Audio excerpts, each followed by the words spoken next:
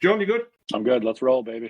Ladies and gentlemen, leaders and fighters for freedom and liberty and the American dream, the best is yet to come.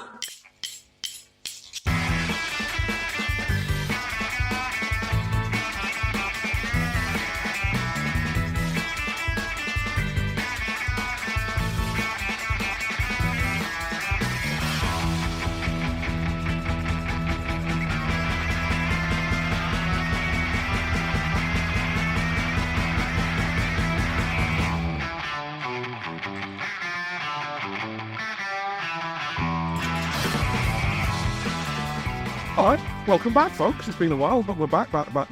This is 2023-2024. This is the Build It podcast. I am Nick Miles. John Hall is my regular co-host, but today John Hall is our guest. Hello, John. That sounds terribly boring. Hi, Nick. Nice to see you again. Hi. Have you enjoyed some time off since the end of the season to avoid me for a bit and focus on your family? It's been what my family are now sick of the sight of me because I've managed to spend more than 10 minutes with them at any given point. It might be that I'm sick of the sight of them and I need the diversion. But anyway, it's been lovely. How's it been for you, John?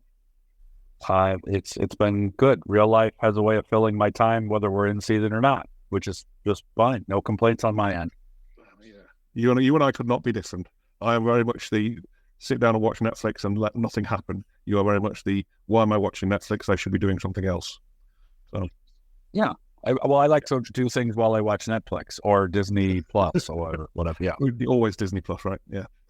All right, listener. I did a little bit of prep. I asked ChatGPT to get me some questions to ask a president of a non-league soccer club, and John is that president. So away we go. I don't know. John has not been prepped on these questions, but they're not really, as ever, they're not gotcha questions. We just want to recap 2023 from a decal point of view. So, John, most obviously, I guess, first of all, what were some of the highlights and challenges of the past season on the field and then off the field?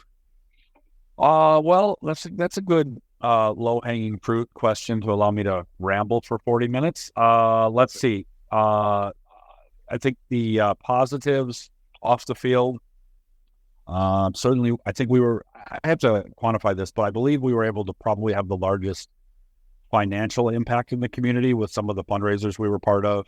I think we were able to, obviously our attendance, we beat our attendance record, all time, which was great. That did not come easy. That took quite a bit of, effort up front. But we had great attendances all year. I think the feedback from the fans and you see it, monitoring the socials and stuff, people just plain had a good time coming to games. And really, I think the regret was that, schedules don't allow people to attend more games. I only got out to one game this year. I said, well, that's fine. Just come to one every year and bring some friends next time and buy some footballs. Yeah. Ultimately we all grow because people talk about it. So the first thing is we sell them on an experience. So we have to deliver on that experience when they show up. And even if we miss, right, if we take a swing on something that doesn't work, hey, we're doing the best we can. And we appreciate your input and your ideas and your feedback, and come back next week. Let's see if we can get it fixed. So those were all positive, off the field community thing. On the field it was a kind of a uniquely special year in a weird way. Finishing fifth on the table in the Midwest Premier League again was consistent. I think in a way the team was maybe better, and we had definitely some big results, beating RWB Adria for the first time. We took a point from Bavarians. We beat Chicago House, all those at home. We were able to beat up on Rockford FC, which is a budding rival of ours, 45 minutes away. But then we had some, kind of crummy results away from home. So I'm not sure how to fix that. I'm not sure how to address that. And I'm not going to be honest with you. But we had some very special moments at home this year. I think you'll agree, Nick. It kind of, as much as we don't want wins and losses to define us, wins sure do keep the juice in the tank. And man, it's like, this is why we do it. And then we lose, and it's like, Why do we Why are we do doing it? Well, for sure. so? All right, let's dig into that. Though I guess we'd probably both agree the biggest off-field highlight, which was the Chicago House attendance and everything there. Well, I guess first off, is that a fair assessment that that's like a off-field highlight? And if not, why not? But more importantly, how did we get there? Well, what are the stats and what was the work involved to get to that point? Yeah. So yeah, we really did. We put an extra emphasis this year. And credit to you, Nick. Really, I think the birthday party packages was one of your brainchilds that we've seen through hospitality from some different clubs across the world. And the birthday party thing worked out. It created a cool little experience for a birthday boy or girl and 20 friends and some parents and whatever. And so we were able to get in an extra 25 or 30 people, 40 people, whatever it was, any given game. And then we really focused on the corporate outings. And even if it wasn't a corporation, so to speak, but a mom and pop shop could bring their employees out, have a little tailgate, spend some time with them, and, for $100 or $200, buy tickets for the whole office and their spouses and kids and everybody, and celebrate something close to home that didn't take an all-day commitment to go to Chicago. And when you start lining those up, and that takes some effort, and it's taken a couple of years actually, but we start chipping away at 40, 50 people, all of a sudden there's an extra 200, 250 people on top of kind of the normal 300-ish that we would get. And my job, although nobody told me it was my job, was to make sure I got out to all those groups, whether it's in the tailgating or stop up in the bleachers and see them and just obviously thank them for coming, make sure they were having a good time, try to give them something special beyond just the match ticket. It's a little challenging at our venue, as you know, that sometimes it's hard to make a completely unique, hospitality suite situation, but they understand the constraints, and nobody's expecting, to be in a skybox for $5 tickets, and everybody just kind of had a good time. So that was definitely a memorable match that you brought up against Chicago House. That was our Maggie Strong game. And to get the result was really just the cherry, because it was such a cool day. So many things just went right. And I think that's where we made a big impact on people outside of the soccer field, which was really special. Which is our target audience, realistically, isn't it? Unfortunately. Just refresh me on the numbers. Like what did we average across the year? Then, excuse me, what did we average across the year, and what did we get on for the Chicago House specifically, give or take? I'm gonna say it was like 420 was the average between men and women, and 619 jumps to mind as because I think we had 517 against Adria, which was 6 off the all-time mark, and everybody I talked to said, "Why didn't you lie?" I said, "Well, why would we? What's that do?" And then then we came back about a month later, Father's Day weekend, which was also kind of interesting. We did so good on a holiday-ish weekend, and it was 619, and that's where we had the skydivers. And that was it was such a great day. It was. The stars aligned for us in there, but I think that it's easy to gloss over that, just that average attendance, factor in the ladies as well, right? Our ladies' attendance was phenomenal, I think. Yeah. We didn't really do an awful lot, did we? I think that seemed like it was more of a branding exercise of just people will come in because there was the DeKalb represented. I could be wrong, but yeah, no, I think the hard part, the biggest challenge with our women's program is that they play their league games on Tuesday nights, and obviously the summertime is the best time to get people out, but because the numbers were a little lower than the men's games, it was hard to kind of ramp up all those extras on Tuesday nights. So basically it was come out, watch a match. There wasn't sort of that Saturday night fanfare of bounce houses and face painters and all, the DJ, all that stuff. So we're going to have to monitor that as we go along to see if that makes sense. That is it a byproduct of, well, let's give them more reasons to come on Tuesday nights, or is it not worth the output to spend money on things because it's ultimately a Tuesday night? Still, to get 200, 230 out on a Tuesday night to watch a game, it to me is phenomenal. So As long as they're playing on Tuesdays, I think it is what it is. It works better for the players. And as long as it's not as long as we can give them as much of an equal experience as possible, I think that's what we as a staff have decided we want to do, and that's what we'll continue to do. For sure. Let's drill into the on-field stuff for a moment then. Like, in terms of the men's program first, did you go into 2023 with any expectations? I know you try and distance yourself from the playing side of things, but were there any sort of communications with the coaching staff of this is what we want? And if there were, like, did they match up to them, or what? Where were we at?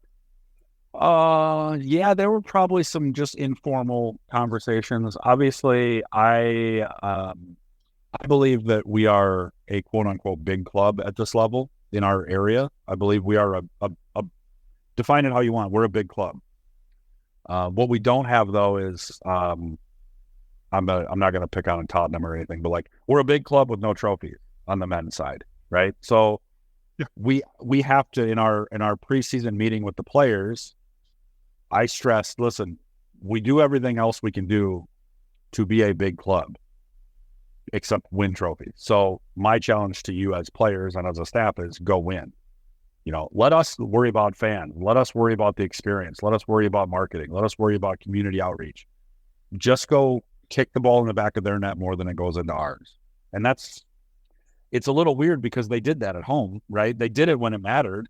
And it's no fluke. We didn't beat, two very good teams at home and draw the Bavarians at home because we got lucky, right? That doesn't happen. So I think that, like, it was clear that, that's what our expectations are, is we need to be chipping away off that.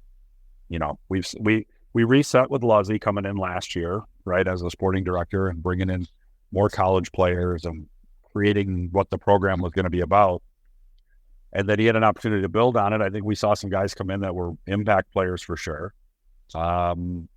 You probably watch as much soccer. You don't get to watch a lot, right? We're working games usually or talking to people. But I was impressed. I thought there was times when we looked just damn good, and I thought there was times that we looked like, well, there's not 450 people watching me, so I'm going to go through the motions here. And I think that's the hard part, of just creating that consistency. But soccer. It's soccer.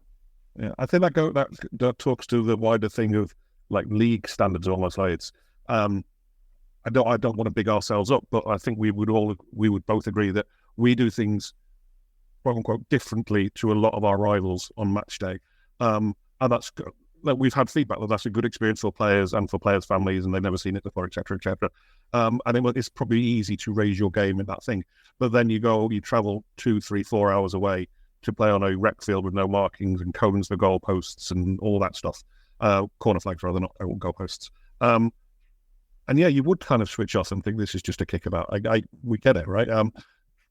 And the coaching staff, I guess, don't have the time with the players to change that mindset, and the players don't have necessarily the commitment, through no fault of their own, the commitment to the will to change that mindset, right? They're just, yeah.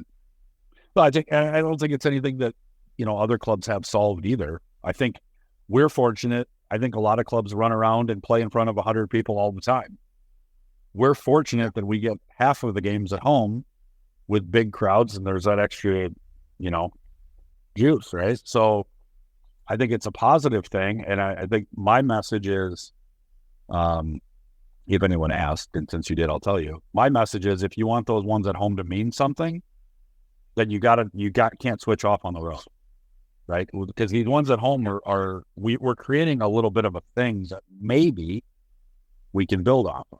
But we have to build up. We have to prove that it's home ground is our place, and it's a tough place to play. And like, that's not something. It's so hard in a freaking 11-week season. Mm-hmm. 11 weeks out of 52.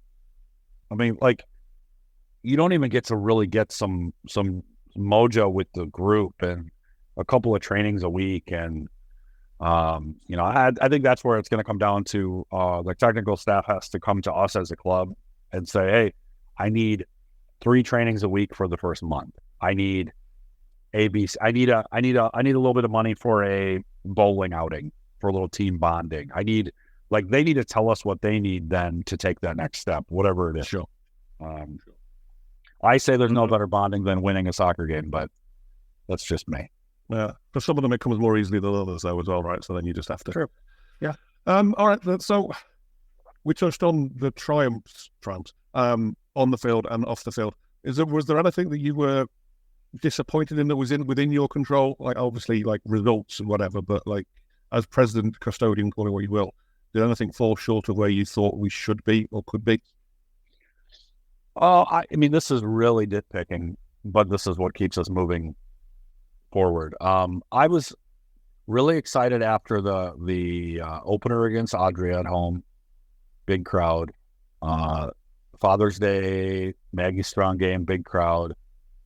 And I remember thinking, maybe we turned a corner. Because when you and I and the group, we have a great volunteer staff. We said we wanted to grow by 30%. Or I said it, and everybody listened, whatever. We were like on track there, right? We were like, okay, well, maybe we found 200 extra people in the community that now maybe 500 is the new regular thing, right? And then I can't remember the games because the next game we didn't, for whatever reason, like the stars didn't align that we had all these corporate outings and different things. And I said, well, we don't have anything lined up. We did, but not like some of the other ones. And we'll see what happens. And let's see if 500 is the norm now. And it dipped back down to 330, 350, whatever that game was. And I remember thinking like, damn, I thought we turned the corner. Apparently, and I want to give credit to Evaldo at Steel City because he said this on a call a while back. He said it's very much still an invitation-only event. There's very few people that are going to come out unless you grab them by the shoulder and walk with them. And I think that's true to a point. I mean, there's people that'll put them on the calendar, but some people just don't even think that, hey, they don't even know we're here. They don't recognize that that's a thing and that's a good family. Like the saturation into this community is still not there. And we're 5 or 6 years in, and you just can't let up. Like you just have to keep dragging people and have our volunteers have to all drag one family, drag one neighbor, drag one coworker. And hey, come on out. It's cheap. It's a great time. If you don't like it, I'll buy you a beer, whatever it is. Like we have to be aggressive in that. We cannot take for granted that because we're here, people will show up anymore. We're still not there yet. No, we're not. We're still an afterthought. I think it's not the first thing you think of if you've got kids to entertain or you just a loose end on a Saturday night. It's not. I wonder if DeKalb were at home. It's like, well, the cinema's too expensive, and we went bowling 3 weeks ago, and yeah. What else can we do? It's the change of the mindset, isn't it, for sure? Talking about the fans then, and the hoped for growth. I think we still, year on year, we're still up, right? We might not have made the 30% growth, but we still improved for sure. What do you believe contributed to that in terms of those numbers? Well, I think sustainability, number one, like we've always said, if we're not here, we can't do anything. I think the fact that we're still around and there are people that have heard of us that actually I would consider supporters that have just never made it to a game yet. There's people that know me, they know Jenny, they know Ram, they know BVB. I don't count you because you don't live here and you're, you know what I mean? Like nobody here knows you other than your sweet voice. But like the people know that we're involved with this thing and they go, oh yeah, I need to get out to one of those games. And I know there's still people that, hey, just the schedules didn't work out. We weren't available. We had weddings, we had graduation parties. But I think this year we actually were very, very much forward thinking of, I need to get groups out, and it's, I need one birthday party every game. I need one, we had the dance group out from Dimensions that first game as well. And they brought the whole competition team and they, I don't know, they had 30 dancers out there plus parents and stuff. I mean, there's 80, 90 people and it worked out. It was a beautiful night. They were able to do it, the dance with their costumes on. It's a rainy night. They're going to cancel. So there's so much that's out of your control. But I think we just have to be aggressive to check those boxes. Hey, we need a halftime thing. We need a pregame thing. We need a cause for the match. We need this, that. And I think people enjoy it. We might have to drag them there the first time, but then they go, oh, I get it now. A lot of people have told me that. John, I thought you guys just had like a soccer team. I go, yeah, it's what we do. They're out there. But we're over here drinking beer and having a good time. And look at those kids that you don't have to watch because they're running around over there in the corner playing soccer. There's so much more to it. And I think we just got to keep getting people out, which is easy. Easier said than done. It's easier, absolutely easier said than done. I think we've definitely pivoted. I spoke to you the other day about the research I was doing elsewhere about the clubs at higher levels who make a feature of their fans and versus their players, and the clubs at our level as well, and whatever else. And almost universally, it's and I get it, but it's clubs talking about the football experience, the soccer experience for the players. And come and watch us. Well, why should I? I think we've found our voice in terms of like you said, there's a soccer game happening, but it's almost periphery to what we want you to come and do, which is have fun and drink beer and let the kids get a bit sweaty. And I hope that message gets through to others. That it doesn't have to be player driven. There's a place for player driven clubs, of course, but I think fan driven clubs are what takes this whole escapade to the next level. But again, just my opinion and not necessarily bounded in any sort of fact other than I've seen it here. The community aspect of things with the corporate parties and whatnot, how much work goes into that from your side as our community liaison at the moment? Well, I really try to make it as easy for me as possible, because I think the more I try and set a standard at, let's say we're going to call it, hey, you have a company outing, you get A, B, C, D, and E. Well, if I misdeliver on one of those 3 or 5 things, now I've almost done a negative. So I make it very easy, and I tell businesses. So I go, Nick, hey, why don't you bring your company out? You guys can set up a tailgate. Tickets are $5. That's as cheap as they get. I can invoice you, so you don't have to buy anything. I'll have them waiting at the door. You guys can do a tailgate, whatever you want. Make it easy. If you don't want a tailgate, if you want to take them all to dinner at Fatty's beforehand, if you want to go whatever, that's fine too. Or if you just want to meet them at the game, that's fine. If you want a designated seating area, let me know, and I'll put some markers up for you. If you guys, a lot of times people want to move around, so I don't like to pigeonhole you to an area. So you let me know what you need. Let me know how many tickets you need. You can tailgate 4 hours ahead of the game. We have a pre-match DJ, all that good stuff. And let me know how many tickets you need. I just need to know the day of the game. Either give me a list or just tell me how many you can distribute them. If you give me a list of names, the ticket booth will have them. Then they can show up at different times. You don't have to worry about it as the coordinator. You can just have a good time and sound good. We'll see you there Saturday. And I get it, and it's done. And then I pop out and see them. Thanks for coming out. Let me know what you guys need. Here's your tickets, or tickets are available at the ticket booth.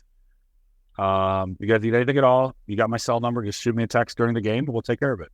And people are very they don't want a lot of clutter. Just, I want to sit here, have a hot dog and a beer, go into the game when it's game time.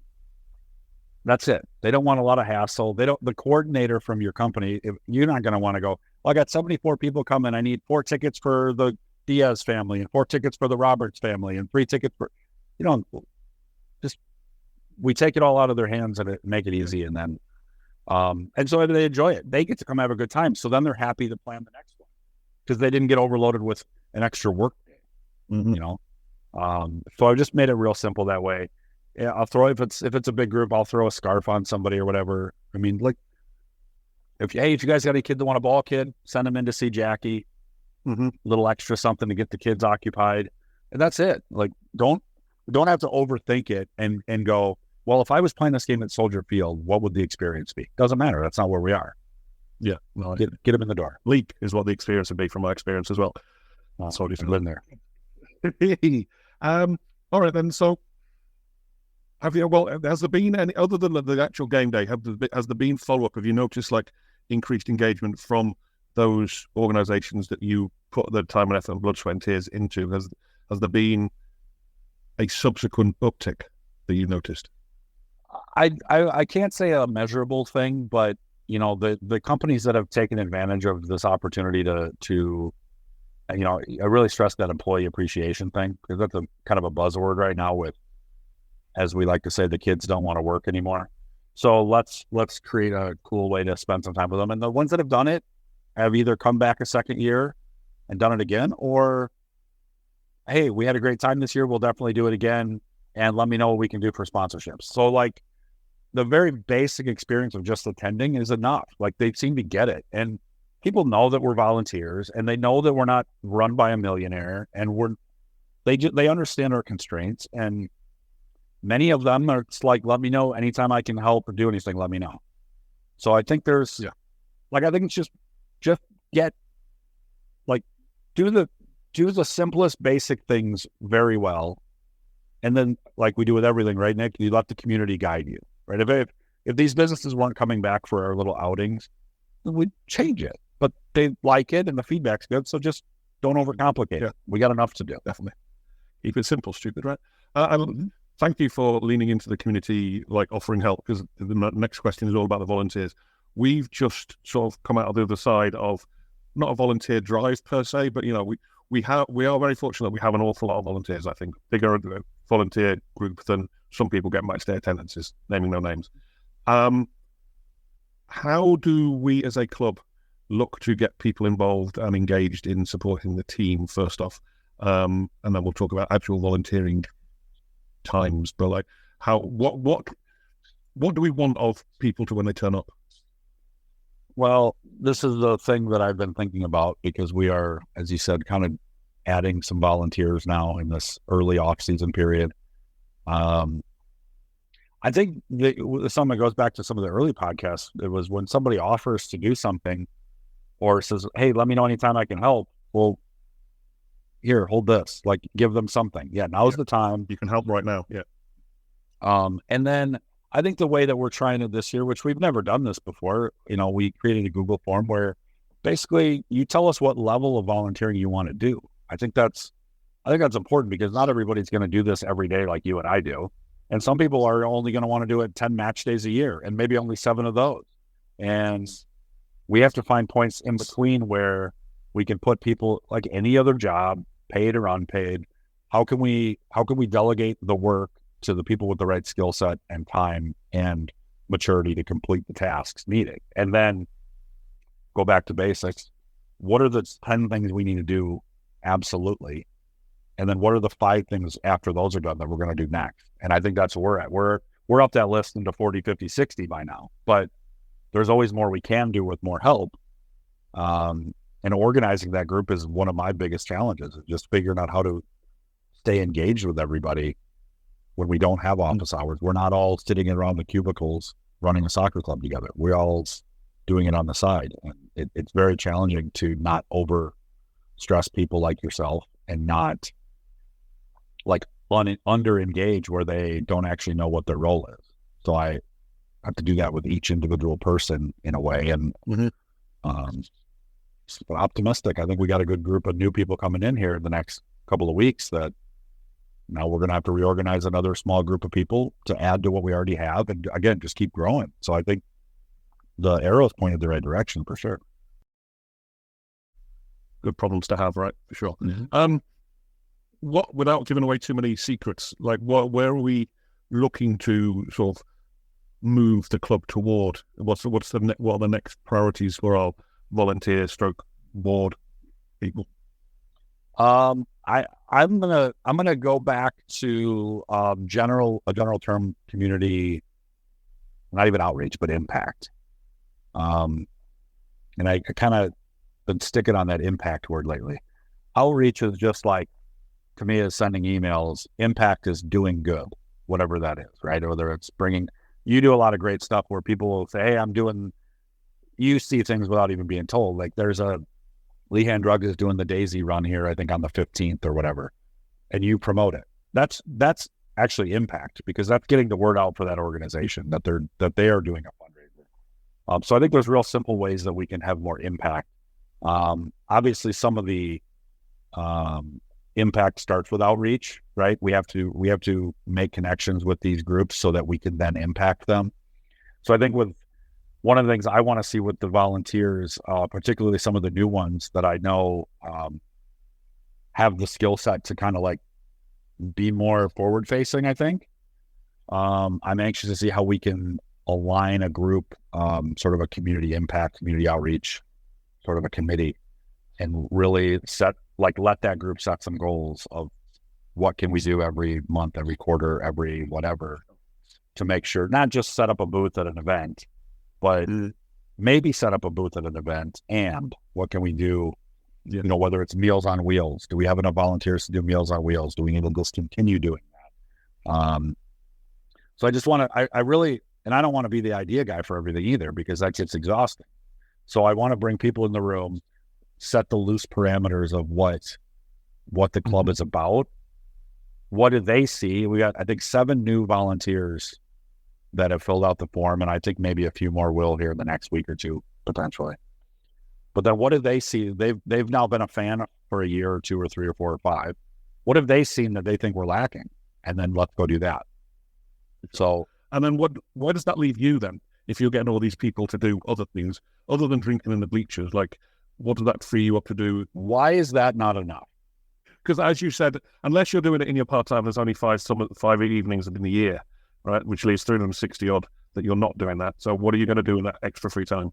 So one of the things I'm working on, because we're trying to share our experience here. One of the big projects I'm working on right now with one of our interns is an operations manual. So I'm trying to give a sort of a checklist, a playbook to hand anybody, an intern or a volunteer or whatever, and say, hey, I need you to help me with putting this thing together. And I use tryouts because that's something I'm already working on for the winter. What is the checklist from John says, go set up tryouts. What does that mean from here to coach pick the team? What is that? What needs to be done, right? How do you line up the venue? Who do you call to confirm dates? Who do you do? Give you the playbook. So that is one of the big pieces of information. I'm trying to take all this stuff out of my head and put on paper for the whole team. So we go, hey, we need a graphic made. Well, what does it have to have on it? Well, Nick, I'm going to have you write that part of it. Tell me what you need on the graphic. When we're doing a sign up, we're doing a registration piece for a camp. What has to be taken into account for a camp? And who do you talk to? And where do you get this? And where do you get t-shirts? And blah, blah, blah. So it's an elaborate manual when I'm done with it. And it's nowhere near draft form yet, but I think that's where I want to get just the busy work out of my hands, because I need to focus more on what you all say that I do well, which is going and talking to people. So whether that's an increased amount of time that I can spend talking to business partners, or is it communicating better with our academy to make sure we're tying in that youth arm as much as possible? Is it working with Luzzy to go help recruit a certain player that he says, hey, I need to get it. We need to go sell this guy on our program. Let's go get him. And even politically, like I try to work with, the state association. I try to work with USASA. I still do a little bit of expansion stuff and a little bit of involvement with the Midwest Premier League. So what can my relationships do to let me learn from what others are doing and understand the politics and the sort of the system of soccer that nobody else at our club pays attention to? So somebody has to kind of be monitoring what's going on outside of our little bubble as well. So I think, as you know, I will keep myself busy plenty. Yeah. I was just worried for your general mental health, John. I don't want you to be too bored. All right. Final section, I guess, is money-wise. What did we have any first-time sponsors, I guess? And how did we get to that point whereby they hadn't been with us before and now they thought it was a good thing? Is it the same process as fans of like, I always meant to sign up, or like, did people not know existed, or what? Yeah, I think it's a little bit of everything. Again, it goes back to sustainability. Now people maybe have heard of us for a few years. Now people maybe have heard from their neighbor that it's a cool thing. Now maybe that business owner actually stumbled into a match and had a great time. And then it was, hey, I want to be a part of this. I think it's a lot of different things. It, as we've said many times on this podcast, right? There's nothing like boots on the ground. So we were fortunate that it's not just me. There's 2 or 3 of us now, 3 of us really that focus on sponsorships. And these new volunteers coming in, they might each know somebody that would be interested in getting a banner for next year. It really just comes down to connecting, again, outreach, impact, all these different things. And just like you just kind of don't stop the hustle. It has to be just a relentless thing. And really, I think we've talked about this many times. I don't want to rely on sponsor money at all. I want that really to just be icing, because I want the fans coming through. It's cyclical, right? If we're getting hundreds and hundreds of fans, sponsors want to be there. So the sponsors have been the sort of the bridge, right, from inception to where we are, where we're going. But eventually you want the fan income to really drive your revenue. And then the sponsorship stuff could either, it takes a lot of time to go out. I'd rather be talking to fans than sponsor. Is that achievable? Like, is that a legitimate goal to have, whereby fan revenue outstrips sponsorship revenue? I think it's absolutely achievable. It's not achievable in year 1, 2, 3, 4, 5. But we're getting to the point, again, like such a amazing thing that we're even still here. We're getting to the point where we have nearly a year. Once I get the end of the year financials from the money man, we have nearly a year of expenses in the bank already. Like we're almost working on last year's money. So now we're not like, we can adjust the budget, right? How much we give you for marketing. If we have just a crummy attendance next year, the budget may come down. And the marketing guy, you would say, well, that's when we need to increase the marketing budget. But that's like, we are able to flex up and down because we're not on a shoestring right now. Like we've talked about it, right? We had $300 in the bank at one point.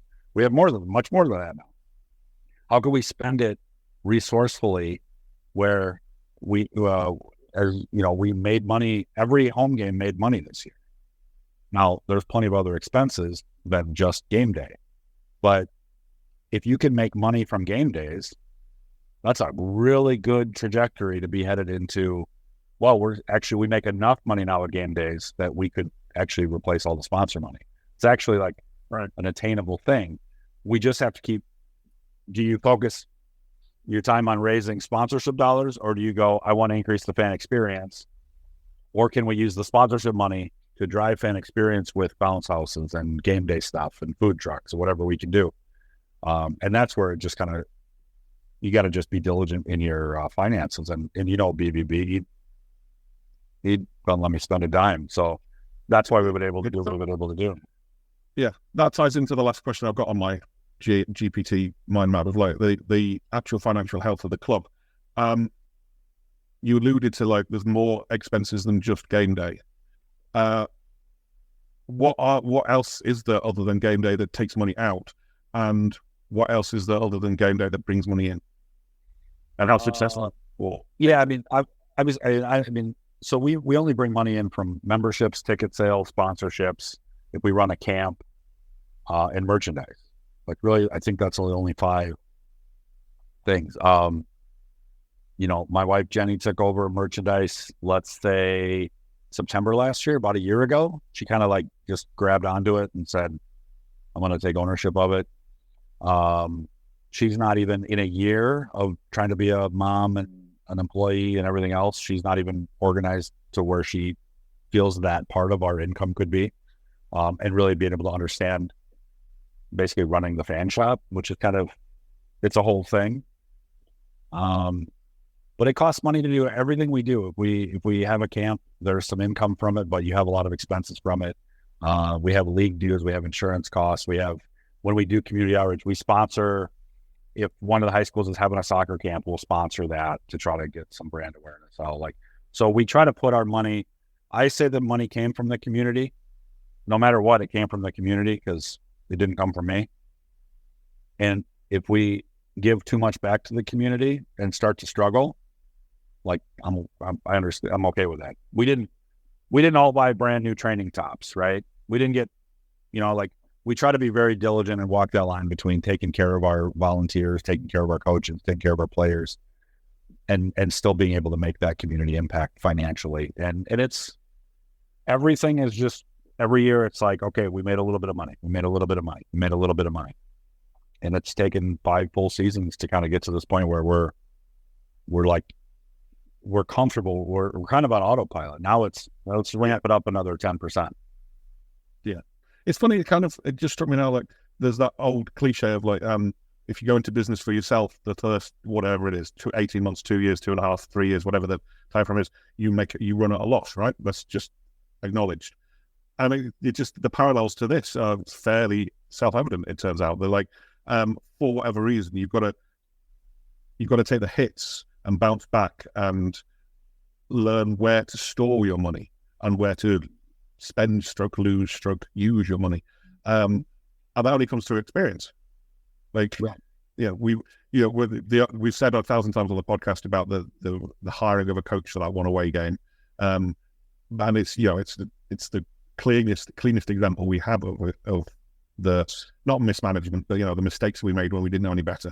But it'd be, if it was easy as we are trying to make it, everyone would be doing it. So we're always going to fall and fail, I think. Not catastrophically, but you have to, like raising kids. Oh, yeah, that's true. I think the thing that surprises me, and you say this all the time, like, we're not claiming to be experts at it. We've just been, the way we've done it has been successful. Not the only way, not the best way. It's worked for this little corner of the universe. And it doesn't mean it would work apples to apples really anywhere else. But there's so much free information that you can steal from watching. You do this all year long. You see what a club in Scotland does and you send it to me. Guess what will happen in May? We're doing that. Like, I don't believe that this lower league soccer community of clubs, leagues is a little different of poaching, but the clubs don't mind somebody taking an idea from them, right? If it works for us, use it. I think uniquely we're in a position where we're able to do a lot at NIU, and it's really kind of a special place because there's so much room around it, right?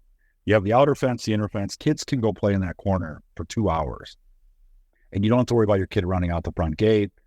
It's a nice, secure place. I know the clubs we played in Chicago, they just don't have room. They don't have room for a food truck, a bounce house. They don't have room for any extracurriculars other than the soccer game. So I know there's things that we can do that others can't, but there's just so much repeatable stuff that works. That's where I just think sometimes people just don't, just do the easy thing and copy. We do it all the time. Yeah, Jesus. We're not great thinkers, not great visionaries. We're great plagiarists. I would take issue with the fact that we want other clubs to copy us. I don't. I want, like, I absolutely want 7 clubs around us to copy it, so we only have to travel half an hour. But then everyone else go and die for all, and I don't mean that nasty. I do mean that nasty. Like, if Ivaldo's club drops off the face of the earth, I will not lose any sleep. Because no one wants to go to the south side. But equally, we need Ivaldo's club. We need Milwaukee clubs. We need clubs in Nevada. We need all these clubs to build the basement. Oh, I say it all the time. You can't build this.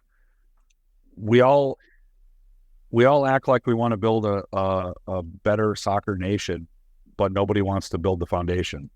And that's what we are. We're the bottom, and we should embrace it and hold the whole thing up. But and nobody wants to be tier 2, and nobody wants to be third best league. I'll be the 15th best league. I don't really care. Like, we can have the community impact in pretty much any league. So it's just, I know what you're saying. Yes, I don't want everybody to be doing exactly the same thing. And I also think that's one of the things that makes us stand out to players. When Luzzy recruits, he's got, like, hey, you're going to play in front of more fans than you play at your college most of the time. Yeah. And that's what gets players to come back, because we do things differently than others. And, I just think what we're doing just works for us. Maybe it's not the right thing for everybody, but it just works for us. It's not for us. But we've been around for 5 years, and some of them have been around for 105 years. So there is more than one way to skin a cat. It just has to be. And what we're doing is working for us right now in this time and place in history. That doesn't mean it's the solution. All right. Anything?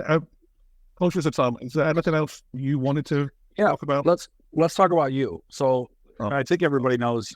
Well, everybody should know by now that you handle our marketing, media, social media, everything online comes from your dedication to your craft here. What things did you, good, bad, or otherwise, on the marketing side of our club? What was 2023 like for you? Interesting. I liked some of the numbers we were producing, physical numbers on game day. It's still a frustration to me that for whatever reason, I can't get the Facebook pixel to work, and that's going down a rabbit hole that no one really cares about. But bluntly, I can't see how much impact my Facebook ads are having on game day attendance, other than more people turn up. But that might be because you're going out there. That's a bigger thing. I love the pivot that we made to fan-centric marketing and just targeting families and fun and community rather than the players. As I said, I think that just makes us stand out on any level, whether it's the MLS clubs that are in our area or the NISA clubs or the PLA club or whoever it is. PLA isn't anymore, is it? UPSL clubs. Our tone is different, our positioning is different, and I think our value props are different.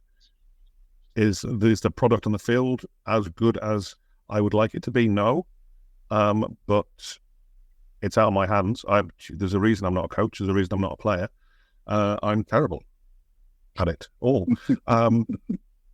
But I think I went through last season saying that we could have had one of our worst seasons statistically, and yet at the same time one of our best seasons statistically, with exactly the same table. Like, we could have finished 11th. We were never going to finish below Rockford, but we could have finished 11th of 12 or 10th of 11 or wherever it was. And we finished mid-table, which is great. But we scored loads of goals. We were attacking. We were fun to watch. We beat the people that we wanted to beat, with one notable exception. Did we stick the place up away from home? Absolutely. But we were also a bounce or two away from changing that narrative, realistically. That Indy Boys 11 will kill me for the rest of my life. I'm still, going back to the marketing thing itself, I'm still battling what is the best way to do it. I'm conscious of the fact we are kind of a jack of all trades and master of none. We put the same messaging out on every single platform, and that frustrates me. Because once you follow us on one, there's no reason to follow us anywhere else. That's just a manpower issue as much as anything else, and that's not a plead, that's just a fact. And I don't know how to change that. I don't know. I know that our audience on Twitter is nationwide / global. Global's very grandiose, and our audience on Facebook is the audience that we want, the families that buy tickets. But what's the messaging for the Twitter people who, bluntly, the Twitter people are the ones that are going to listen to this podcast? Mrs. Smith in Belvedere couldn't give a crap about us, about this podcast. So I don't know how to take it to the next level of diversifying our voice and segmenting our audiences and all that marketing mumbo gumbo.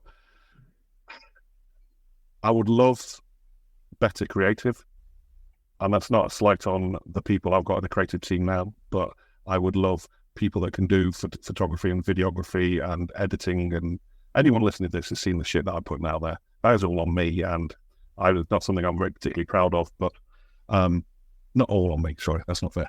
The video, I'm thinking particularly of the video stuff. But I think our presence deserves better than we give it. And again, I think that's a financial decision and a bigger conversation than we've been able to have. And I think the one thing, ultimately, I think the one thing that frustrates me as a fan, not as an employee, is the difference between American fandom and British fandom. I don't see, with a couple of exceptions. I don't see people being dyed-in-the-wool DKCU fans. We haven't got under the skin of people. What we do doesn't actually matter. We're a diversion. And it's not a case of being the biggest show in town or whatever else. Right? I come from a background of non-league soccer in England where there were 50, 60, 70 people at a game, and they would kill for the attendances. But those that we're getting, but those 50, 60, 70 cared enough to swear at a referee, and that's the passion thing is a different point, but to swear at a referee, to call for a manager's head, and to travel and go and support the team somewhere else. Yes, the distances are greater and the equipment therefore is greater, but we are not transferring come and spend your Saturday evening with us to come and spend your Saturday evening with us in Chicago. And I don't know how to do that. And I don't know if it matters, but it frustrates me. There you go. It's a very long answer to a question they didn't really ask. No, I think we've seen it. You and I have been to enough away games together where many times we, even with a limited traveling band of misfits and some parents, we have more than the home team. And if you could create that, hey, I'm willing to go into a Chicago Fire game and spend $40 on parking and $40 on a ticket times 4. I'm going to go park for free and watch a DKCU game 40 minutes away for $40 for my family. And it's a club that means more to me. Yeah, I think this is where you and I are alike, because it's like, no matter what we're doing amongst our peers, we feel like we're doing, pretty good. The drive to do and to integrate more and to like become part of the fabric here. That's a thing that really doesn't probably exist, with the exception of a few clubs where there's those diehards. Yeah, like we've got the supporters group for what it's worth, but it's a supporters group in name only, isn't it? And you don't have to be a member of an organised outfit at all. And it's the sidebar, that's a fascinating thing to me about American soccer culture, that the desire to belong to a supporters group rather than just turn up. But if that culture exists, why are more people engaging with our supporters group? Or why are they setting up a different thing if they don't think that's the supporters group for us? Yes. Is that something that we have to kick? I don't think it should be, but if it has to be, it has to be. But how do we go from being a distraction to being a passion? Well, I think to having not put much thought into it, again, you said it earlier. Why should people come watch us? What reason have we given them? To me, that's the people that become diehards are the ones that we went and helped. We went and supported the thing that they're passionate about. Now, that doesn't make them a diehard for us, but it certainly makes them an ambassador for us. Yeah. So,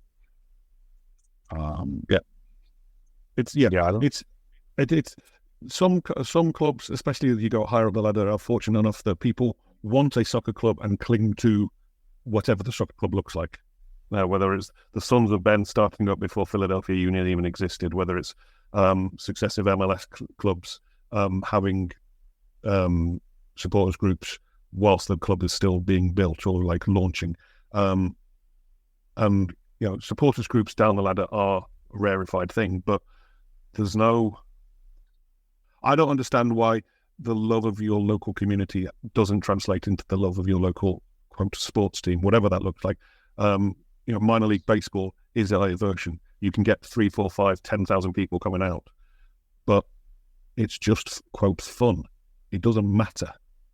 And yet there can be nothing for hundreds of miles that quote does matter. And maybe it's a bigger thing, maybe a thing of the position of sports within American culture versus my experience of British culture. But it really does matter back home, and it doesn't matter here, whatever the level. Even I would argue even at MLS level versus Premier League level, you see goal celebrations and they're completely different. You see it's all just more reserved and peaceful and tranquil, no matter how much they try. And I don't know why that is. So the other thing, before we talk all night, the other thing that's interesting is our most diehard supporters, guess what we're doing? We're asking them to join the staff. because they're the ones that have shown the most passion. So we're taking our fans out of the stands, in theory, and saying, hey, come help us grow the back end. And then we have to replace those fans. Yeah. Right. But that's part of that. I think, to me, that's part of just where we are going. And then maybe someday we get to the point where we go, and you and I have talked about this many off seasons of, this is what the org chart is. Here's the jobs we have available for volunteers. There's no more available. The staff is in place. Go be a supporter. Like, yeah. You know what I mean? Like, but I think we're still building that org chart out and what. Oh, 100%. What can we do? So we can't turn away those volunteers. We need to keep ourselves fresh. And so it's just interesting. I think we're just, I think overall, everything's going the right way. You used a phrase and something unrelated a while back when we were talking to Ivaldo, that will be his name, about the cost of doing business. I think it was about email programs or something, it doesn't really matter, but maybe like losing that first generation of passionate fans is the cost of doing business, is the how we establish ourselves, set our roots. They're the ones that dig the foundations, right? And then the next generation comes along, and the Nolan Tobins of this world are the ones that actually appear to be physically supporting rather than doing all the background work. And I think one of the things I didn't mention too, Nick, I mean, we this was our first season with the academy. So that was another thing, that we were dragging academy kids out to games and bringing their families. And we did create some new fans that I saw every single week they were there. And so I think inspiring those academy kids and other youngsters in the community, I mean, inspiring them to some opportunities and some high-level local soccer that it represents their community specifically, I think that made a dent too. And I think that's something we got to continue to work on, explaining to those academy families, what are you an academy of? What is the greater, I'm not saying greater in that we're better, but what is the greater vision of the club that you now as an academy player are inherently a part of? What do we stand for? What are our objectives? What can we do to that's the future for us, you know, is those kids growing up. Maybe, I mean, there's kids playing that academy. They're going to be playing on our men's and women's teams here in the next few years. And some that did this year. We were able to bring up 5 or 6 U19 players to join the men's team in mid-June. I mean, that's a pretty cool thing, right? So if we keep growing on those local ties too, I mean, there's so many good things. It's really a matter of, do we focus on 1 or 2, or do we continue to do 10% on 10 things, or do we just really get after a couple of things and see what happens? And that goes back to what we're saying, right? This is our way of doing it. It's not the right way, because there is no right way. Otherwise, there would be a template, and there wouldn't be the roadside casualties that there have been in American soccer. Look, I'm conscious of time, but this is why we try and have a script, and then it always goes away from us. But this is also why we don't record most of our conversations, because they just meander off. But thank you for your time, John. Now more than ever, I appreciate that you've got a lot of shit going on. Are you working on a guest list for this season? Well, the guest list is the fans. We've got a couple of names. I can edit this, but here we go. Oh, don't edit. This is what the people love. They love us. Well, yeah. So obviously we've got the standards of Andy and Ivaldo and whatever else. I want to talk to Lansing, just about Lansing, but also about social activism. I think we use them as a template for all that is good.